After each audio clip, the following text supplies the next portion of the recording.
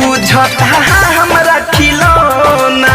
एहने ओने फेंकता सगरौलौना चौका के बूझता हमरा खिलौना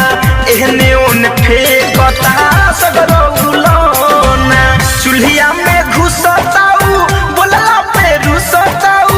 बोलला पे रुसता खिचेला धके छोटी रे छोटी ननदी खेले ना देला रोटी रे छोटी ननदी चोली में खेले गोटी रे ए छोटी ननदी ए छोटी ननदी रे छोटी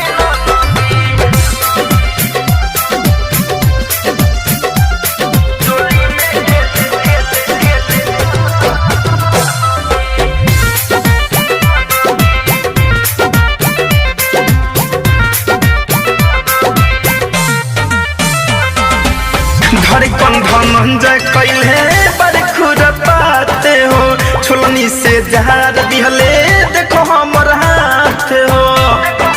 ए ननद अभिनव चंदन